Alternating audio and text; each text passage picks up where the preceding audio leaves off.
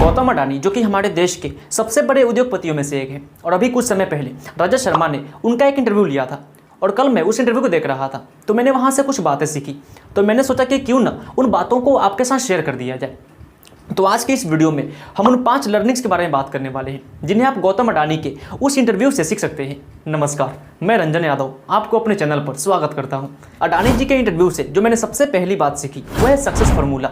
जब रजत शर्मा ने अडानी जी से उनके सक्सेस फार्मूला के बारे में पूछा तो उन्होंने बहुत प्यारी बात कही। उन्होंने कहा कि अगर आप बिजनेस की दुनिया में कामयाब होना चाहते हैं या फिर आप जिंदगी के किसी भी फील्ड में बहुत आगे जाना चाहते हैं तो उसके लिए सिर्फ और सिर्फ एक ही फार्मूला है और वह है मेहनत, मेहनत और सिर्फ मेहनत। इसके अलावा सफलता के लिए और कोई फार्मूला है ही नहीं।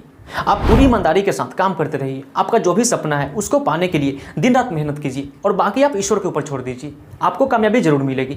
वैसे भी गीता में लिखा गया है कि कर्मण्येवाधिकारस्ते मा फलेषु कदाचन मा कर्म फलेतु भूर्मा ते संगोष्ठो कर्मणि। यानी कहने का मतलब साफ है कि आपको सिर्फ कर्म करने का अधिकार है, फल के अधिकारी आप है ही नहीं। आपको कब क्या मिलेगा ये सिर्फ और सिर्फ ईश्वर के हाथ में है। Learning number 2, success takes time.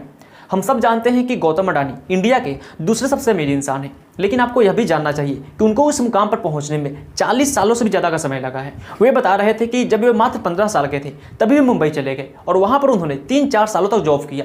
उसके बाद वे अहमदाबाद वापस आ गए और अपनी खुद की कंपनी शुरू करी। देखिए, हर सफल इंसान की सफलता के पीछे एक बहुत लंबी कहानी होती है। इसलिए अगर आप कामयाब होना चाहते हैं तो आपके अंदर पैशंस होना चाहिए, क्योंकि सफलता वक्त मांगती है। आप जितने भी कामयाब लोगों को जानते हैं उनको उस मुकाम तक पहुंचने में बहुत समय लगा होता है। Learning number 3, intelligence of businessman. Rahul Gandhi जो कि हमेशा गौतम अडानी के बारे में भला बुरा बोलते ही रहते हैं और हम सब जानते हैं कि अडानी जी और मोदी जी एक बहुत अच्छे दोस्त थे। तो जब रिपोर्टर ने उनसे इस बारे में पूछा कि राहुल गांधी आपके बारे में इतना कुछ बोलते हैं, आप उनको कुछ रिप्लाई देना चाहेंगे, तो गौतम अडानी ने बड़ी चालाकी से इस सवाल का जवाब दिया और उन्होंने राहुल गांधी की तारीफ भी करी। और यही क्वालिटी हमें इन लोगों से सीखनी चाहिए। देखिए, मैं जहां तक जानता हूं कि बिजनेस और पॉलिटिक्स की दुनिया में ना तो कोई किसी का दोस्त होता है और ना ही कोई किसी का दुश्मन। अडानी जी एक बहुत होशियार बिजनेसमैन है और वे जानते हैं कि हो सकता है कि अगर फ्यूचर में कांग्रेस की सरकार बने तो उन्हें इस बात के लिए बाद में जाकर समस्या ना हो, इसलिए उन्होंने राहुल गांधी के बारे में कुछ गलत नहीं बोला। Learning number 4, risk taking ability.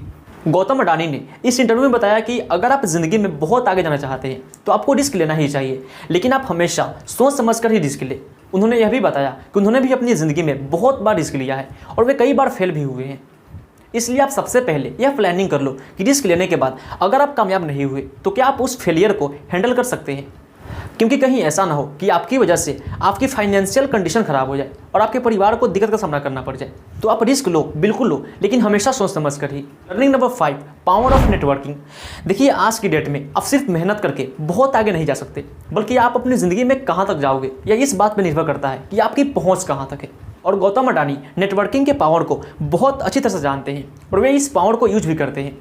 देखिए, पूरे हिंदुस्तान को यह बात मालूम है कि अडानी और मोदी जी की दोस्ती कितनी गहरी है और लोग ऐसा भी मानते हैं कि अडानी की सफलता में मोदी जी का बहुत बड़ा हाथ है और लोग इस बात के लिए अडानी को क्रिटिसाइज भी करते हैं। लेकिन मुझे इसमें कुछ गलत नहीं लगता, क्योंकि बिजनेस और पॉलिटिक्स एक दूसरे के बिना अधूरी है। तो आप गौतम अडानी से यह सीख सकते हैं कि आपको नेटवर्किंग बिल्ड करने पर फोकस करना चाहिए। और मैंने एक बुक में भी पढ़ा था कि अगर आप अमीर बनना चाहते हैं तो आपको ऐसे लोगों से दोस्ती करनी चाहिए जो या तो अमीर है या फिर अमीर बनने वाले हैं। इस वीडियो को देखने के लिए आपका बहुत बहुत धन्यवाद। मैं ईश्वर से प्रार्थना करता हूँ कि आप और आपका पूरा परिवार हमेशा खुश रहे।